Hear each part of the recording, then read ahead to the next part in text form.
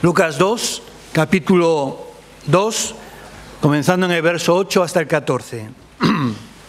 Va a estar en la pantalla también. Nos dice que había pastores en la misma región que velaban y guardaban las vigilias de la noche sobre su rebaño. Y se les presentó un ángel del Señor y la gloria del Señor los rodeó de resplandor y tuvieron gran temor. Pero el ángel les dijo: no temáis, porque os doy nuevas de gran gozo que serán para todo el pueblo, que os ha nacido hoy en la ciudad de David un Salvador, que es Cristo el Señor. Esto os servirá de señal: hallaréis al niño envuelto en pañales, acostado en un pesebre. Repentinamente apareció con el ángel una multitud de las huestes celestiales que alababan a Dios y decían: gloria a Dios en las alturas y en la tierra paz, buena voluntad para con los hombres.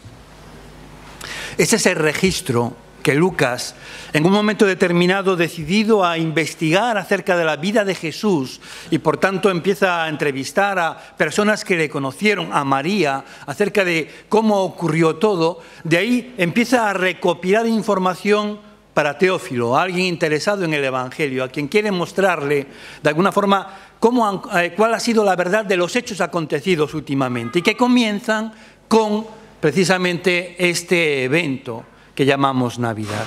Lo que me sorprende y no deja de crearme la inquietud, la pregunta es: ¿por qué algo que ocurrió hace 2000 años o más de 2000 años en un pequeño pueblo de Medio Oriente, lejos de nosotros, en otra cultura, en otro tiempo, resulta que hoy en día está causando atascos en muchas de las grandes ciudades, está llenando los centros comerciales, hace que gente haga grandes viajes para reunirse con sus familias y, en definitiva, es la fiesta más celebrada en todo el mundo?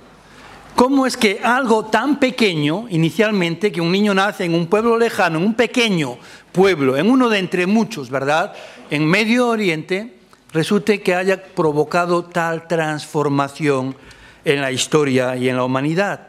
Bueno, el hecho precisamente es que el nacimiento de Jesucristo es el acontecimiento más significativo de toda la historia de la humanidad, hasta tal punto que ya sabéis que ha dividido la historia en dos partes: antes de Cristo y después de Cristo. Cada vez que tú escribes una carta y pones la fecha, o cubres una instancia, una solicitud y pones la fecha, estás manifestando ahí que estás tomando como base a partir de la cual cuentas el tiempo, el nacimiento de Jesucristo. Hoy estamos en el 18 de diciembre de 2016, contando desde que nació Jesucristo hasta hoy. Han transcurrido, si fueran ciertos todos los datos, ¿verdad?, 2016 años, desde que Jesús nació. Y eso es lo que omitimos, pero está implícita en la fecha.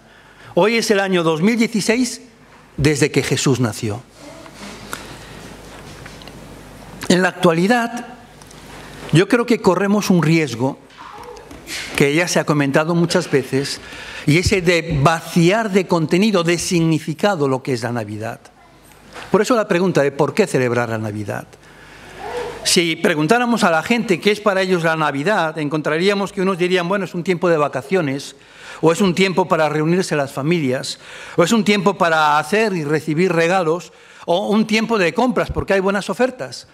Y os aseguro que estas son respuestas auténticas, verídicas, reales. La gente piensa estas cosas. Hay gente que no sabe qué celebramos en Navidad. Hay niños hoy que no saben por qué celebramos la Navidad. Y de hecho esto se debe en parte a quizás el abandono del significado real, de recordárnoslo, pero también de una campaña, un movimiento muy fuerte laicista que hay hoy en día en nuestra sociedad, que intenta celebrar una Navidad sin Jesús, es decir, quitar a Jesús de la Navidad, lo que me parece un absurdo, porque se podría celebrar el solsticio de invierno, como hacían los antiguos, ¿verdad? Pero la Navidad es Jesús, y querer celebrar la Navidad sin Jesús carece de todo sentido. Que quiten la Navidad me parecería mucho más coherente. Es como los bautismos civiles o cosas por el estilo, ¿verdad? Una total incoherencia. Pero lo cierto, y esto está ocurriendo, es que en los colegios se está animando, o yo creo que casi amenazando, no sé si esto es muy correcto, pero desde luego se está informando e invitando a que los profesores no hablen de Jesús, no canten villancicos de Jesús, no tengan adornos que tengan que ver con Jesús. Esto es una realidad que muchos de vosotros, que sois profesores en escuelas públicas, podéis confirmar. En Porriño, yo vivo pegado a Porriño, me llama la atención porque este año han hecho una especie de pesebre de decoración allí enfrente del ayuntamiento, pero que no es un pesebre en realidad, es la casa de David de Nomo, una casa de un enano y alrededor con hierbas y cosas así, gnomos encapuchados, con animalitos, y esa es la decoración. Ninguna alusión al niño que nació, a la estrella, a los ángeles, a nada que tenga que ver con la tradicional Navidad que conocemos, ¿verdad? Y todas las decoraciones tienen que ver con luces, con cosas por el estilo. Y de alguna forma muchos están empeñados y quieren conseguirlo, realmente sacar a Jesús de la Navidad. Pero como decía, la Navidad fue una idea de Dios. Dios fue el que planeó qué iba a suceder, dónde iba a suceder y para qué o por qué iba a suceder. Y ya que fue su idea, quizás tengamos que escucharle a Él, ¿verdad? O preguntarle a Él por qué celebrar la Navidad. La primera Navidad sucedió cuando nació Jesús. Dios mandó a un ángel para que anunciara su venida y precisamente en ese anuncio que leíamos antes y que ahora recordaremos, encontramos una triple respuesta a nuestra pregunta. Y la primera razón por la que celebrar la Navidad es que la Navidad es un tiempo precisamente para celebrar. La Navidad es una fiesta, Dios quiso que fuera una fiesta. Dice la Biblia que el ángel les dijo a los pastores: no temáis, porque yo os doy nuevas de gran gozo que serán para todo el pueblo. Es un motivo de gozo, es una fiesta, porque nos dan buenas noticias. El ángel vino a traer buenas noticias de gran gozo para todos, para cada uno de nosotros. ¿Y cuáles son estas buenas noticias? Pues cuando Dios mandó a Jesús a la tierra, estaba diciéndonos al menos 3 cosas en este acto. La primera de ellas es que yo te amo, Dios te ama. En el verso más famoso de la Biblia, ¿sabéis cuál es, verdad? Juan 3:16, dice que de tal manera amó Dios al mundo que ha dado a su Hijo unigénito para que todo aquel que en Él cree no se pierda, sino que tenga vida eterna. Lo que Dios dice en Navidad es que te ama. Yo te amo. Y no solo son palabras de amor, sino que es algo que te involucra a ti, que está dirigido a ti personalmente. En la Biblia se nos dice que Dios es amor. No que Dios ame o que tenga amor, sino que Él es amor. Es decir, su naturaleza, su carácter es amor. Y la Biblia dice que Dios te hizo para amarte a ti. Él te ama en tus días buenos, igualmente que en tus días malos.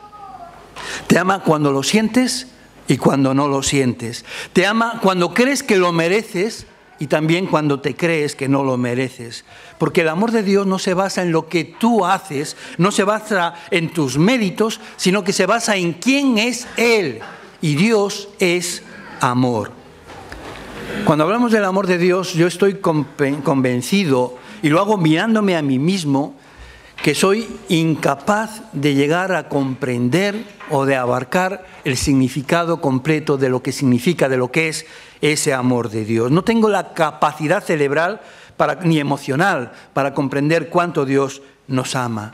Dice Pablo, escribiendo a los romanos: ¿quién podrá separarnos del amor de Cristo? El sufrimiento, la angustia, la persecución, el hambre, la desnudez, el peligro, la muerte violenta. Como dice la Escritura, por causa tuya estamos siempre expuestos a la muerte. Nos tratan como a ovejas llevadas al matadero.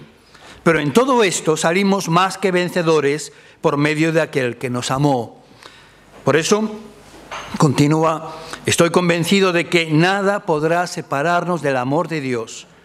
Ni la muerte, ni la vida, ni ángeles, ni los poderes y fuerzas espirituales, ni lo presente, ni lo futuro, ni lo alto, ni lo profundo, ni ninguna otra de las cosas creadas por Dios. Nada podrá separarnos del amor de Dios que nos ha mostrado en Cristo Jesús, nuestro Señor.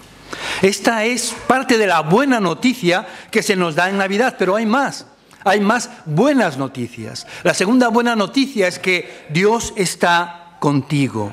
De hecho, Él está mucho más cerca de lo que tú eres consciente o de lo que crees. Esto lo dice la Biblia en el Salmo 139. El salmista expresa este sentimiento cuando dice: ¿a dónde podría ir lejos de tu espíritu? ¿A dónde huiría lejos de tu presencia? Si yo subiera a las alturas de los cielos, allí estás tú. Y si bajara a las profundidades de la tierra, también estás allí. Si levantara el vuelo hacia el oriente o habitara en los límites del mar occidental, aún allí me alcanzaría tu mano. Tu mano derecha no me soltaría. Tal vez tú no sientas la presencia de Dios, pero eso no quiere decir que no sea real. Eso no quiere decir que no esté a tu lado, porque Dios ha prometido estar contigo todos los días, hasta el final, todo el tiempo. De hecho, la Biblia nos dice que uno de los nombres de Jesús es Emmanuel, que significa precisamente esto: Dios está con nosotros, Dios con nosotros. Y una de las promesas más bonitas de Dios la encontramos en la carta a los Hebreos, donde Dios ha dicho: nunca te dejaré ni te abandonaré.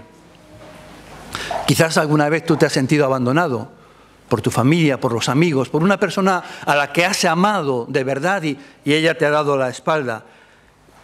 Lo siento mucho, pero lo que quiero decirte es que Dios nunca te abandonará. Puede que no lo sientas, pero eso no significa que Dios no esté a tu lado. Lo que significa es que tú no estás en sintonía con Dios. Dios no quiere la soledad. Él dijo que no es bueno que el hombre esté solo. Por eso en el Salmo 68 leemos que Dios da a los solitarios un hogar donde vivir. Libera a los prisioneros y les da prosperidad, pero los rebeldes vivirán en tierra estéril.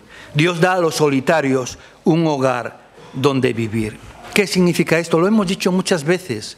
Significa que tú necesitas a la gente en tu vida. Necesitamos amigos, necesitamos a la familia, necesitas gente que comparta tu misma fe en Cristo. Y más que eso, tú necesitas a Dios en tu vida. Y si estás solo en estas Navidades, debes conectar tu vida a Jesucristo. Necesitas sentir esa relación en tu corazón.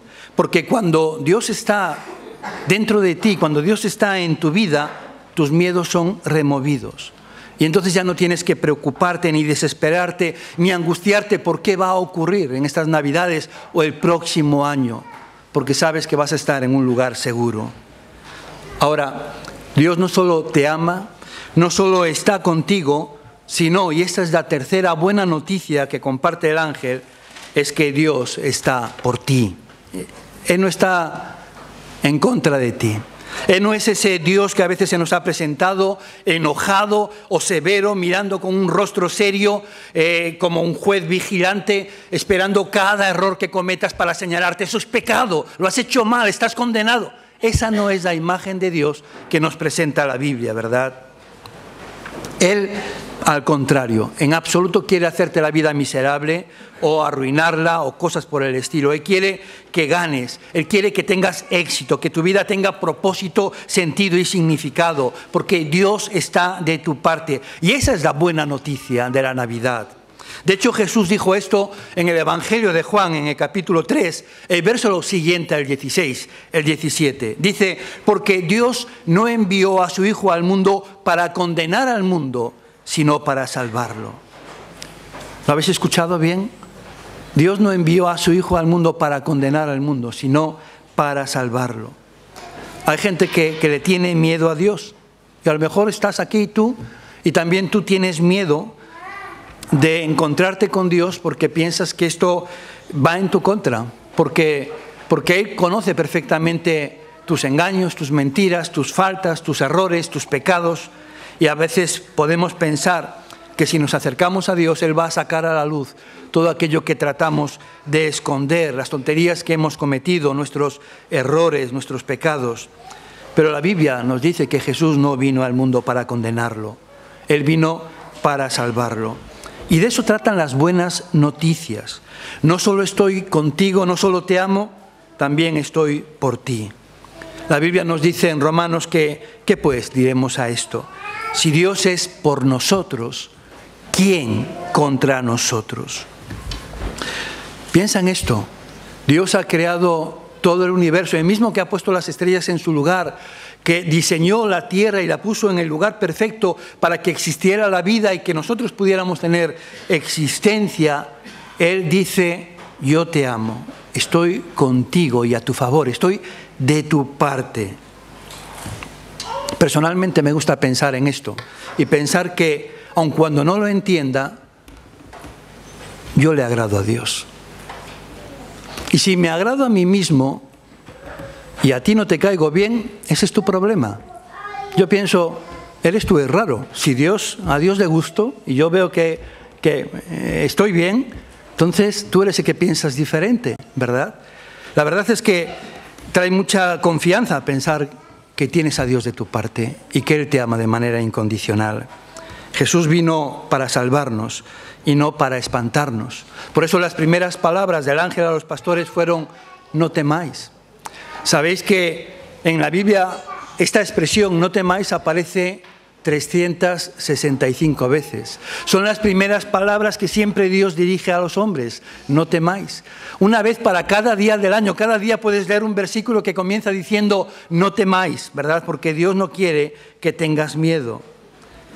Porque Él te dice, yo te amo, estoy contigo y estoy de tu lado, estoy a tu favor. Y estas son las buenas noticias de la Navidad, que son de gran gozo para todos, sin importar quién eres, de dónde vengas o qué sea lo que hayas hecho. Estas buenas noticias también son para ti. Y por eso vale la pena celebrarlo. Y esa es la primera razón por la que celebrar la Navidad, porque es algo que trae gozo, porque son buenas noticias.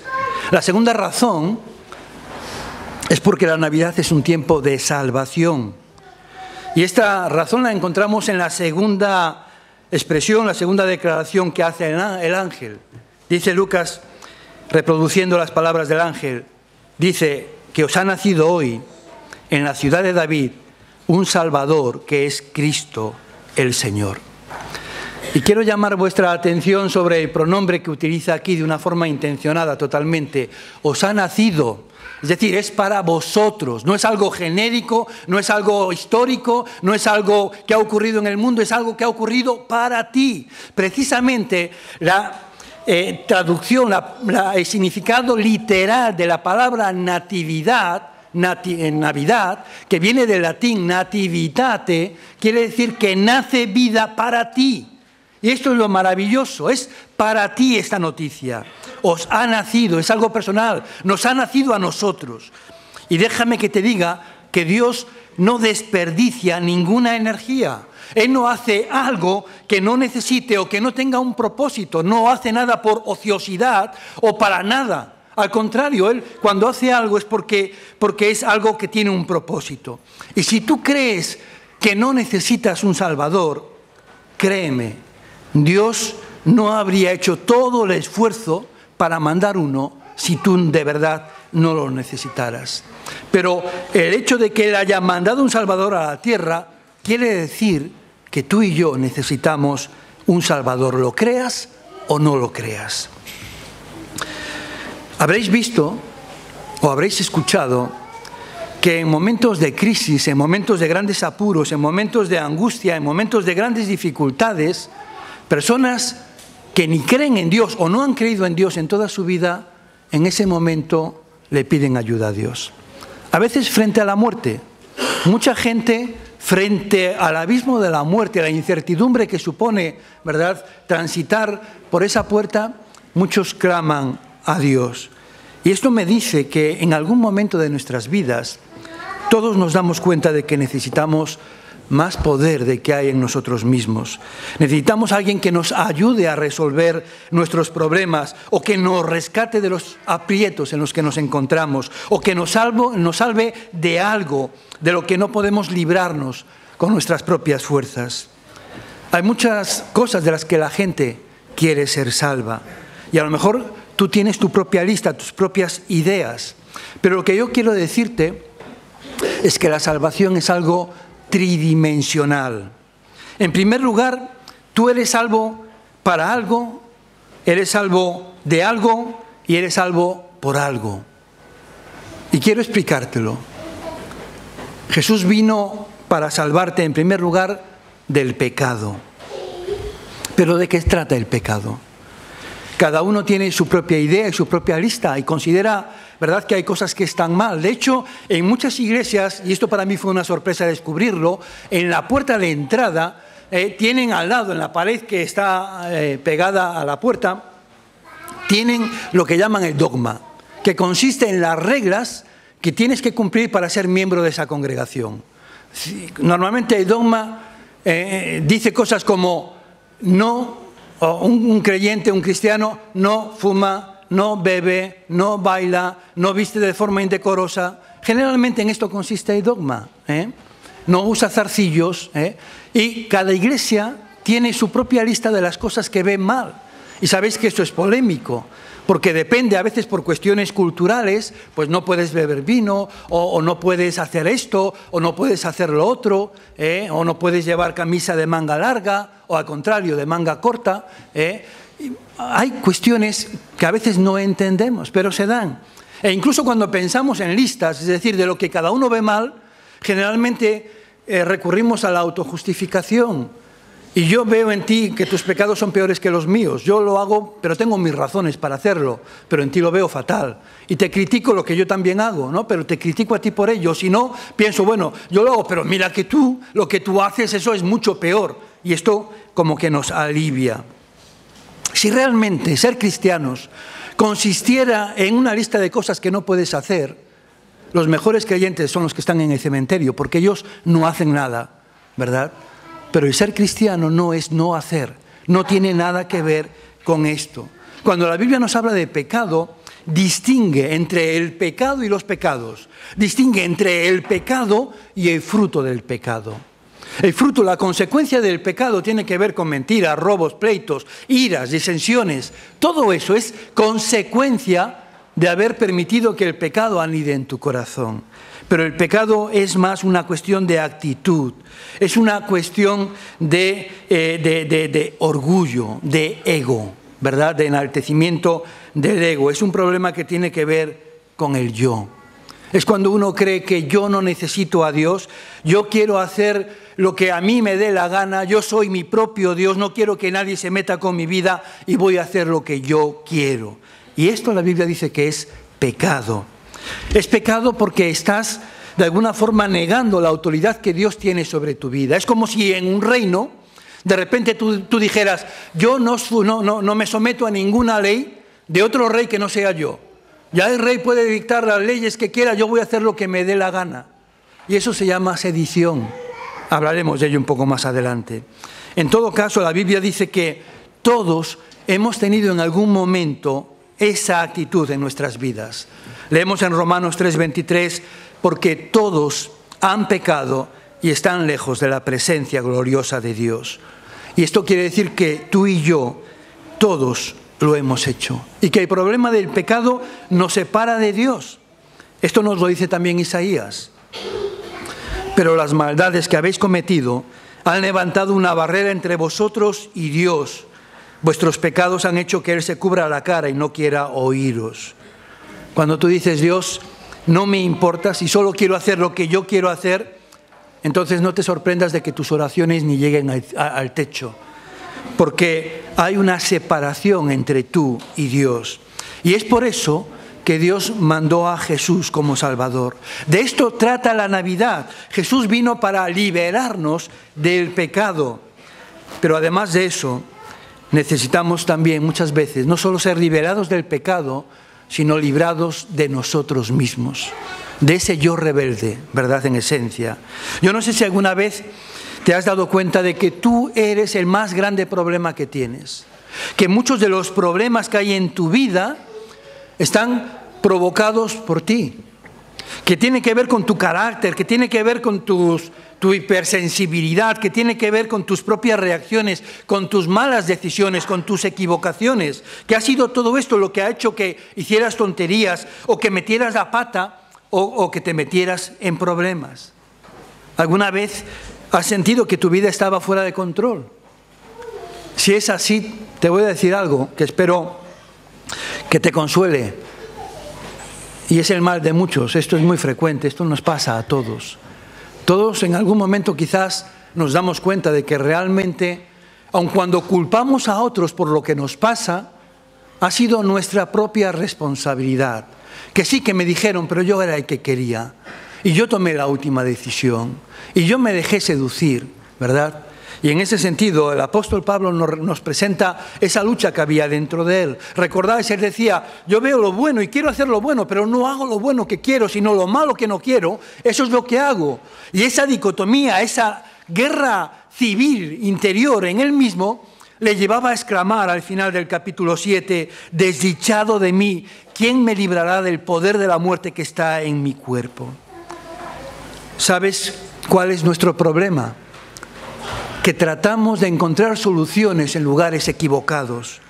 Y la solución a tus problemas no está en un lugar o en una pastilla o en un programa o en otra relación amorosa.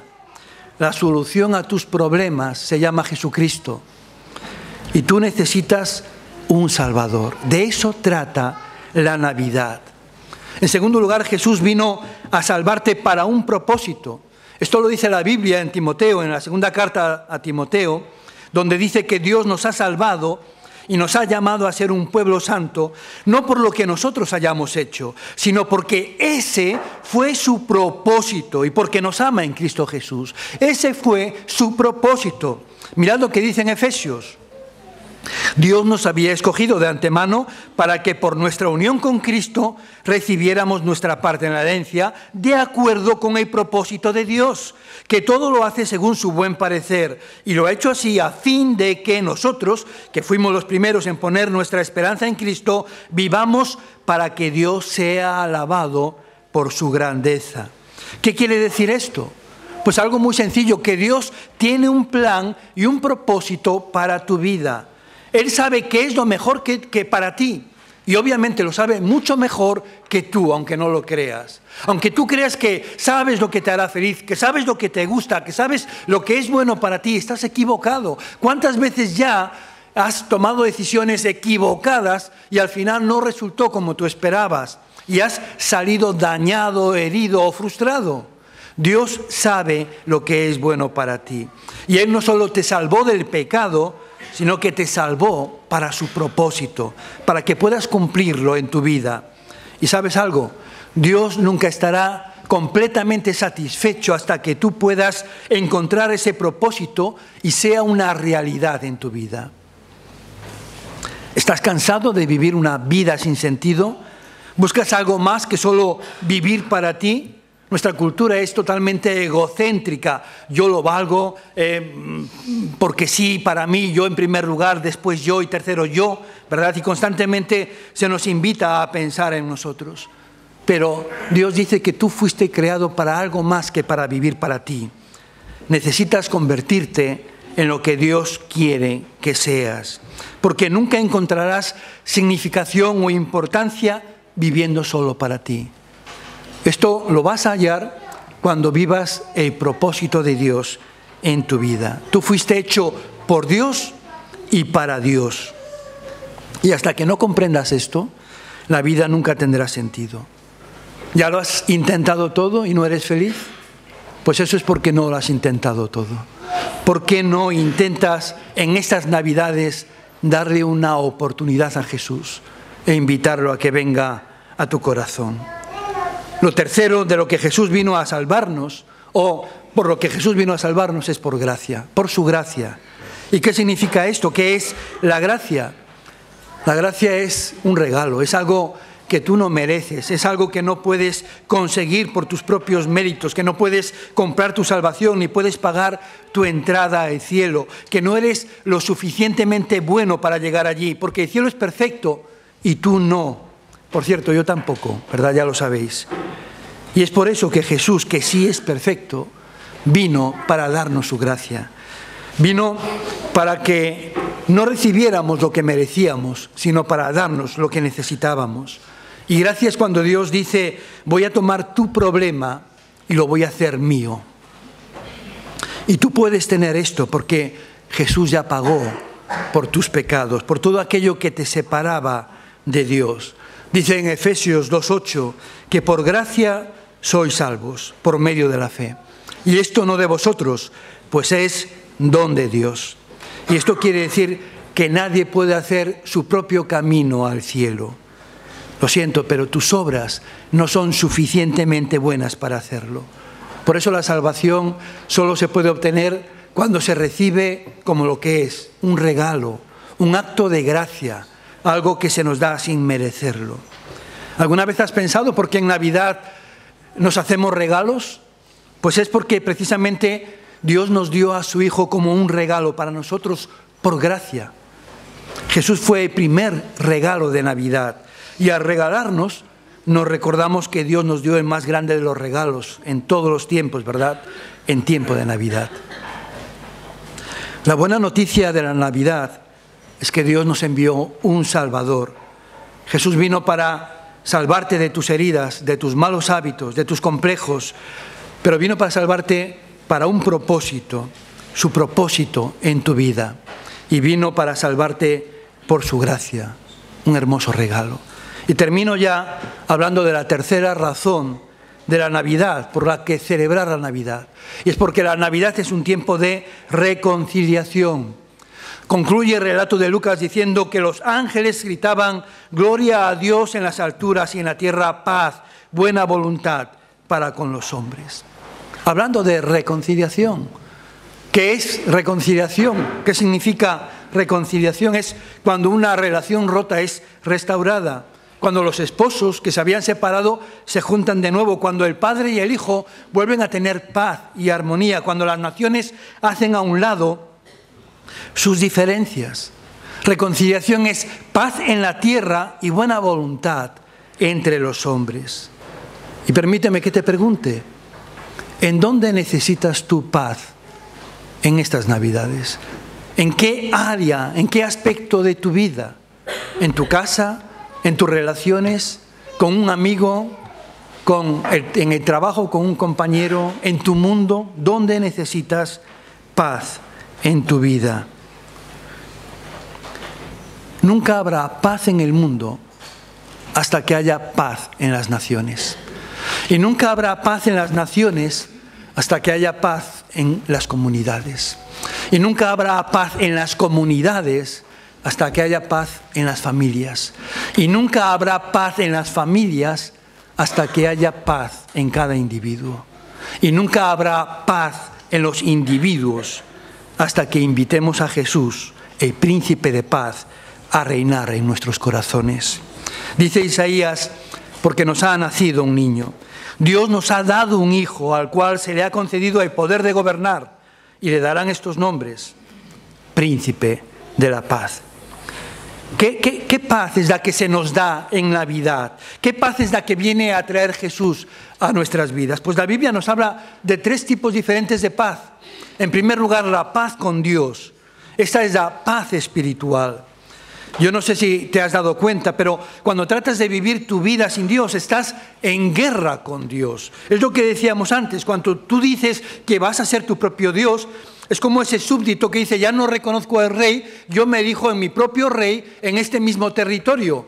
Y eso que se llama rebelión, sedición, va a hacer que el rey se levante contra ti para someterte, para que vuelvas a entrar bajo la ley, ¿verdad? Y en ese sentido, cuando uno declara abiertamente su rebeldía contra Dios, lo que tiene que saber es que se está colocando, posicionando frente a Dios como adversario. Y esto hace que haya división. Y esto hace que necesitemos reconciliarnos con Dios, porque esa relación está rota. Para eso vino Jesús en Navidad. Él vino para hacer de puente sobre las aguas turbulentas de tu vida. Él es el reconciliador entre tú y Dios, el mediador entre Dios y los hombres. Él vino para juntarnos con Dios de nuevo, para religarnos a Él. Y cuando confías en Jesucristo, Él hace que tus conflictos con Dios se disipen, desaparezcan, cesen, dejen de ser. Dice Romanos 5:1, así pues, ya hechos justos, gracias a la fe, tenemos paz con Dios por medio de nuestro Señor Jesucristo. ¿Has hecho ya las paces con Dios? Si no lo has hecho, necesitas hacerlo. Y necesitas hacerlo porque algún día, y ese día puede ser hoy, mañana, o dentro de 10 años, o de 50 años, no importa, pero la certeza es que habrá un día donde se te va a llamar a cuentas, donde vas a tener que pararte en un tribunal y allí vas a ser juzgado. Y en ese momento desearás estar en paz con Dios. Valdrá la pena hacer las paces. ¿Cómo lo hacemos? Pues no lo puedes hacer prometiendo que vas a ser perfecto o que no vas a volver a pecar nunca más, porque es mentira. Vas a volver a pecar, vas a volver a fallar, vas a volver a equivocarte, porque está en tu naturaleza humana, ¿verdad? Haces la paz, como la Biblia nos dice, por medio de la fe. Fe en Jesucristo. Fe, confianza en el regalo que Dios nos hace en Él. Fe en que Dios está a nuestro favor. Fe en que Dios nos perdona gratuitamente y por tanto voy a confiar en lo que Él me ha dado. Y es así como la recibimos. Recordamos lo que decía Pablo en Efesios, porque por gracia sois salvos por medio de la fe. Y esto no de vosotros, pues es don de Dios. Ahora bien, escucha, cuando tú haces las paces con Dios, entonces ocurre algo precioso en tu vida. Y es que cuando haces las paces con Dios, recibes la paz de Dios. Esa es la paz emocional. Es esa paz que necesitamos diariamente. La paz que sucede en nuestras vidas cuando estamos en paz con Dios. Y entonces todas esas tormentas emocionales se disipan. Y ya no estamos tan irritables, y ya no nos encendemos tan rápido como hacíamos antes. Las cosas ya no nos molestan como solían hacerlo. Y tienes más amor, más gozo, más paciencia, más perdón, porque ahora también tienes la paz de Dios en tu corazón. La Biblia lo dice así en Filipenses: no os afijáis por nada, sino presentadlo todo a Dios en oración, pedidle y también dadle gracias. Mira, aquí nos está diciendo la Biblia que tienes dos opciones en la vida. Puedes orar o puedes estar afligido.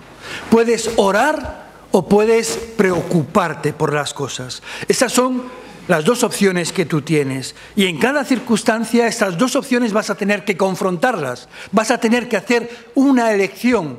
Vas a tener que decidir qué hacer. Y podrás hacer una de las dos cosas: orar o preocuparte. Te digo una cosa: si pasaras más tiempo orando que preocupándote, habría menos cosas por las que preocuparte en tu vida. Estar preocupado además no resuelve ningún problema. Nunca ha resuelto ningún problema. No vale la pena porque no cambia nada. Sin embargo, la oración sí cambia las cosas y me cambia a mí. Por eso la Biblia dice: no te preocupes, ora. Y ahora, cuando tenemos la paz con Dios y recibimos la paz de Dios, estoy en paz, es cuando podemos encarar el tercer tipo de paz, que es la paz con los otros, es la paz en las relaciones. Y es que Dios quiere que tú te conviertas en un pacificador. Dice Pablo en 2 de Corintios: todo esto es obra de Dios, quien por medio de Cristo nos reconcilió consigo mismo y nos dio el encargo de anunciar la reconciliación. Dios nos da ambas cosas, nos da la paz y nos encarga de ayudar a la gente a encontrar la paz. Pone paz en nuestros corazones y paz en nuestras relaciones. Dios nos dice que una vez que Él te ha aliviado y lo ha hecho al perdonarte, ¿por qué no haces tú lo mismo con los demás? No seas tan duro con ellos, muéstrales lo que es gracia. Dales no lo que merecen, sino lo que necesitan. Sé un pacificador. Ese es un mensaje para todos en Navidad. Jesús dijo: bienaventurados los pacificadores, porque serán llamados hijos de Dios. Y si tú eres realmente un hijo de Dios y conoces a Jesús, el príncipe de paz, entonces tú vas a ser un hacedor de paz, no un problemático en el trabajo o en tu casa o en la escuela. Tú vas a edificar a la gente, no a destruirla. Vas a elogiar en vez de criticar. Vas a amar como Jesús ama a la gente y serás un pacificador. En todas partes hay conflictos. ¿Os dais cuenta, verdad? Las familias están en crisis. Siempre han estado en crisis, pero quizás nunca como ahora esa crisis ha sido tan aguda. Crece el número de divorcios, decrece el número de matrimonios. Hay crisis en las familias, pero también en los países.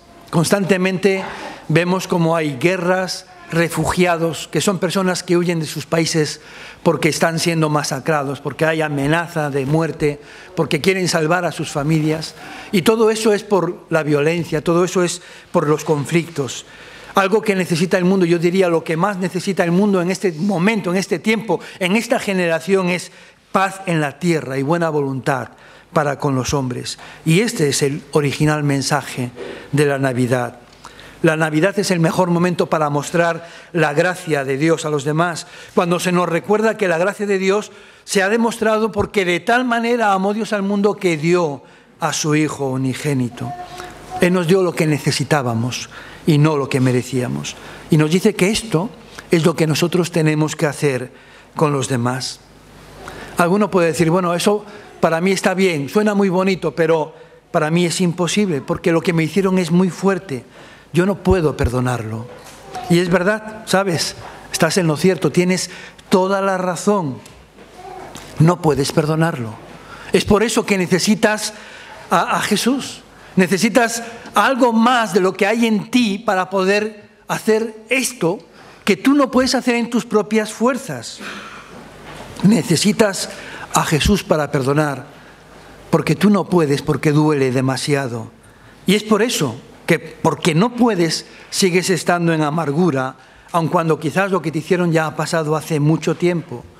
Y tú necesitas ser llenado del amor de Cristo y de la paz de Dios.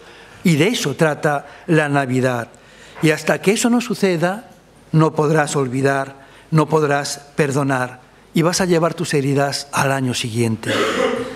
Para tener paz en la tierra y buena voluntad para reconciliarnos, debemos de dejar que Jesús llene nuestros corazones con su amor, para que saque la culpa, la amargura y el resentimiento de nuestros corazones.